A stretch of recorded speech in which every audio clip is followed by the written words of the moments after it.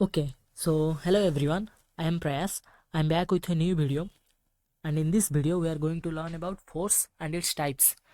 And this topic is under engineering mechanics. And make sure you subscribe my channel if you want to know more about engineering mechanics, because I will upload many videos on engineering mechanics. So first, I know one thing, that if you want to download this PPT, then you can download it from pin comment section. इस PPT को मैं pin comment section में mention कर लूँगा, आप वहाँ से download कर सकते हैं इसके लिंक से. फर्स्ट, पहले हमें मतलब फोर्स जानने से पहले हमें ये जानना पड़ेगा कि फोर्स किस पे अप्लाइड होता है. मतलब एक बॉडी पे, एक रिजिड बॉडी हो, इलास्टिक बॉडी, प्लास्टिक बॉडी, उसमें जो फोर्स अप्लाइड होता है, पहले हमें उस बॉडी को जानना पड़ेगा क्या होता है वो बॉडी. बॉडी मतलब a body has definite shape, mass and consist of number of particles. मतलब बॉडी क्या होता है, जिस मतलब जिस जिसी का भी किसी का भी अगर शेप है, एक शेप है, मतलब एक स्क्वायर बॉक्स ले लीजिए.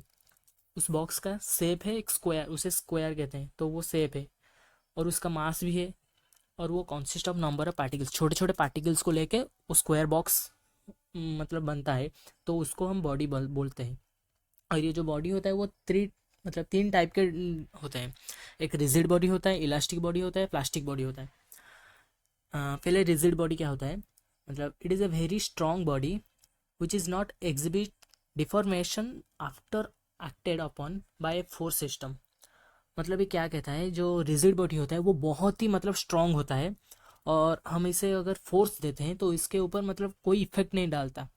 मतलब नॉर्मली अगर हमें किसी बॉडी को फोर्स देते हैं तो आइदर वो मूव करता है, मगर रिजिड बॉडी ऐसा है, मतलब वो इतना स्ट्रांग है कि उसे जितना भी हम लार्ज अमाउंट का फोर्स डाल दें पर वो मूव नहीं करता और उसमें कोई इफेक्ट नहीं डाल सकता.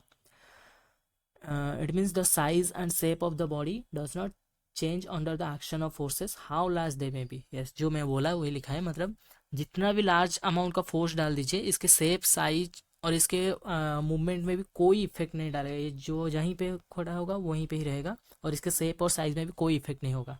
इसे कहते हैं रिजिड बॉडी. फिर आता है elastic body. An elastic body undergoes deformation but regain its original shape and size after removal of the external force. Elastic body क्या होता है, मतलब अगर हम इलास्टिक बॉडी को फोर्स डालते हैं तो डिफॉर्मेशन होगा. डिफॉर्मेशन मतलब इसके शेप और साइज में चेंज होगा, but regains its original shape and size. मतलब पहले जैसी साइज में होगा वो डिफॉर्मेशन के बाद फिर से वही साइज में, शेप और साइज में वापस आ जाएगा. मतलब जैसे हम कोई रबर को ले लीजिए. रबर को क्या कहते हैं, अगर हम उसे फोर्स डालते हैं तो वो चिपटा हो जाता है, पर वैसे ही जैसे ही हम फोर्स को निकाल देते हैं, एक्सटर्नल फोर्स को निकाल देते हैं, वो वैसे ही फिर इसके नॉर्मल शेप और साइज में वापस आ जाता है. उसी को हम इलास्टिक बॉडी कहते हैं. फिर प्लास्टिक बॉडी क्या होता है, a body undergoes deformation but practically regains its original shape and size after removal of the external force. मतलब प्लास्टिक बॉडी क्या होता है, जो मतलब इसे हम अगर फोर्स डालते हैं तो ये डिफॉर्मेशन करेगा, पर ये पूरा मतलब पूरा अमाउंट जैसा इलास्टिक बॉडी के जैसा शेप एंड साइज में पूरा रिटर्न नहीं आ सकता. ये थोड़ा मतलब चेप्टा रह जाता है. इसे हम प्लास्टिक बॉडी कहते हैं. नॉर्मली हम जैसे प्लास्टिक होते हैं, जो बोतल होते हैं वो प्लास्टिक होते हैं, उसे अगर हम फोर्स डाल के उसे चेप्टा कर देते हैं, फिर हमें जब निकालते हैं मतलब फोर्स को निकाल देते हैं, वो पूरी तरह से वो अपने नॉर्मल फॉर्म में नहीं आता. थोड़ा सा जैसे भी वो मतलब थोड़ा सा चेप्टा रह ही जाता है, तो उसे हम प्लास्टिक बॉडी कहते हैं. और ये की पॉइंट है कि अगर इंजीनियरिंग मैकेनिक्स में we always consider the body is rigid if nothing given about the body. मतलब जो हमारा क्वेश्चन में अगर किसी बॉडी के मतलब बॉडी के बारे में दिया है, इसमें फोर्स डाला जाता है, पर ये नहीं दिया है कि ये कौन सा बॉडी है, तो उसको हम रिजिड बॉडी ही पकड़े के सॉल्व करेंगे क्वेश्चन को. Now, force. What is force? Any push और pull that cause a change in motion is called as a force. मतलब ये एक सिंपल डेफिनेशन है फोर्स का. मतलब किसी भी बॉडी को अगर पुश और पुल से अगर हम उसका मोशन चेंज कर सकते हैं तो उसे फोर्स कहते हैं. एक बॉक्स को पकड़ लीजिए या बॉल को पकड़ लीजिए, उसे हम पुश या पुल करके उसका मूवमेंट चेंज कर सकते हैं, उसे एक अपने पोजीशन से चेंज कर सकते हैं, तो उसी को हम फोर्स कहते हैं. Wait, I am showing you. Yes, in this figure, ये देखिए इस फिगर में एक रस्सी को, ये एक रस्सी है, इस रस्सी को इस साइड के बच्चे खींच रहे हैं, इस साइड के बच्चे भी खींच रहे हैं. तो ये पुल और पुश कर रहे हैं, पुल कर रहे हैं, सॉरी, पुल कर रहे हैं एक दूसरे की तरफ. मतलब जिसका भी पुल मतलब जिस जो भी ज़्यादा ताकत से खींच सकता है वो इस साइड के अगर लेट लेट इस साइड के बच्चे ज़्यादा ताकत से खींच ले तो इस साइड के बच्चे इधर की तरफ मूवमेंट कर देंगे, तो इसी को ही फोर्स कहते हैं, पुल और push. Now in this figure let this is the force, this is the let this is a force. Okay, this line is a force, and yes, this arrow mark showing the sense of direction, मतलब ये force कौन से direction में जा रहा है ये arrow mark से हमें पता चलेगा। और ये एक एक्स और वाई, मतलब देखिए एक्स एक्स डायरेक्शन और वाई डायरेक्शन, एक प्लेन है, एक प्लेन के एक्स और वाई प्लेन के अंदर ये फोर्स डाला गया है। और ये फोर्स का जो ट्रायंगल मतलब जो तीर की तरह दिख रहा है उससे हम पता चलता है ये सेंस ऑफ डायरेक्शन है, मतलब किस तरफ जा रहा है। और इसके जो एंगल है थीटा एंगल है वो एक से मापा जाता है, उसे भी डायरेक्शन कहते हैं। फिर इसका फोर्स का जो मैग्नीट्यूड है वो इसके स्टार्टिंग पॉइंट और एंडिंग पॉइंट का मतलब मैग्नीट्यूड बता देता है। फिर ये कहाँ पे मतलब कहीं से जो स्टार्ट किया होगा उसे पॉइंट ऑफ इंटरेक्शन कहते हैं, पॉइंट ऑफ एक्शन ये रहा, इस पॉइंट को हम पॉइंट ऑफ एक्शन कहते हैं। और फिर लाइन ऑफ एक्शन क्या होता है, मतलब ये जो फोर्स है ये इस लाइन से जा रहा है ना, इस लाइन से जा रहा है, तो इसे और यहाँ पे ये जो लाइन है इसे हम लाइन ऑफ एक्शन कहते हैं, लाइन ऑफ एक्शन कहते हैं। Okay, so I hope you understand and one thing that force is a vector, yes force is a vector quantity. Okay, now principal of transmissibility of forces. Principal of transmissibility क्या कहता है, it states that if a force acts at any point on a rigid body it may also be considered to act as any other point on its line of action provided this point is rigidly connected with the body। मतलब ये क्या कहता है, एक rigid body में, एक rigid body में अगर एक कहीं पे भी हम फोर्स डालते हैं तो वो फोर्स जो होता है वो उसी फोर्स का लाइन ऑफ एक्शन में, वो फोर्स का लाइन ऑफ एक्शन में हम उसी फोर्स को वहाँ से रिमूव करके कहीं और भी डाल सकते हैं। वेट में दिखाता हूँ, ये जो हमारा फर्स्ट फिगर में क्या है, ये एक रिजिड बॉडी है, फर्स्ट फिगर में एक रिजिड बॉडी है। वी हैव टू मतलब we have 2 points on a single line of action. ये जो रिजिड बॉडी है, रिजिड बॉडी में ये एक लाइन ऑफ एक्शन है। ओके, ये लाइन ऑफ एक्शन है और इसमें यहाँ पे एक फोर्स डाला गया है, F1 नाम का एक फोर्स डाला गया है ए पॉइंट में। तो ये क्या कहता है, मतलब जो F1 का जो फोर्स डाला गया है उसके लाइन ऑफ एक्शन में, ये जो ये लाइन ऑफ एक्शन है ना, हाँ, तो इसी लाइन ऑफ एक्शन में हम इस F1 फोर्स को कहीं पे भी मूवमेंट कर सकते हैं, कहीं भी मूव कर सकते हैं। ये क्या कहता है, मतलब हम इस F1 को हम ए पॉइंट से लेकर बी पॉइंट में मूव कर सकते हैं, उसी को यहाँ पे प्रूव किया गया है कि कैसे मूव कर सकते हैं। ओके, ए पॉइंट में हम जानेंगे कि F1 नाम का एक एफ ए नाम का एक फोर्स है। तो कंसिडर कीजिए कि बी पॉइंट में एफ बी और एफ बी डैश दो फोर्स है और दोनों का मैग्नीट्यूड सेम है एफ ए के साथ, मतलब एफ बी डैश तीनों फोर्स सेम है और एफ बी का डायरेक्शन ऊपर की तरफ है, एफ बी डैश का डायरेक्शन नीचे की तरफ है, मतलब दो ऑपोजिट फोर्स है। ओके, तो अब क्या होगा, मतलब एफ ए डैश जो है, सॉरी एफ ए जो है वो एफ बी के साथ सेम है, दोनों का मैग्नीट्यूड सेम है, दोनों का डायरेक्शन भी सेम है, तो दोनों सेम है। बट एफ बी डैश जो है वो उल्टा है, तो वो एफ बी डैश और एफ ए ये दोनों कैंसिल आउट कर लेंगे एक दूसरे को। यहाँ पे ये जो है ये दो है, ये दोनों एक दूसरे को कैंसिल आउट कर लेंगे, क्यों, क्योंकि दोनों का मैग्नीट्यूड सेम है और दोनों एक दूसरे के ऑपोजिट में एक्ट करते हैं। ओके, तो अगर ये दोनों कैंसिल आउट कर गए तो बचेगा क्या, एफ बी डैश, तो वही हो गया एफ बी डैश। हमें पहले ही पता था कि F B dash F B जो है वो एफ ए के समान है, इक्वल है, मैग्नीट्यूड इक्वल है, तो वही एफ हमारा जो एफ ए था वो ए पॉइंट से लेके बी पॉइंट को आ गया, खत्म। Principle of transmissibility of force prove हो गया।